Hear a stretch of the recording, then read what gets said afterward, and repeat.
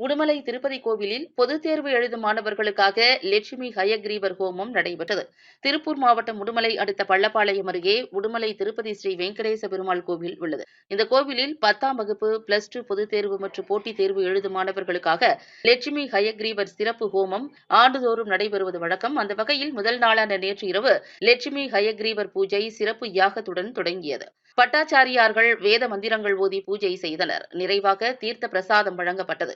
இதன் தொடர்ச்சியாக 2ஆம் நாள் நிகழ்வாக இன்று காலை 9 மணி முதல் பூஜையில் மாணவர்கள் பங்கேற்கும் வகையில் ஏற்பாடுகள் செய்யப்பட்டது. இதில் கலந்து கொண்டு கல்விக்கு அதிபதியான சரஸ்வதி தேவியின் குருவான லட்சுமி ஹயக்ரீவர் திருப்பதி வெங்கடேச பெருமாளை மாணவ மாணவிகள் தரிசனம் செய்தனர். பின்னர் மாணவ மாணவிகள் வரிசையில் நின்று எழுதுபொருட்களை இலவசமாக பெற்று சென்றனர். இந்த நிகழ்வில் சுற்றுவட்டார பகுதிகளில் இருந்து ஆயிரக்கணக்கான மாணவ மாணவிகள் திரளாக கலந்து கொண்டனர். பூஜைக்கான ஏற்பாடுகளை உடுமலை திருப்பதி ஸ்ரீ பாலாஜி சேரிட்டபிள் டிரஸ்ட் மற்றும் திருப்பணி குழுவினர் செய்திருந்தனர்.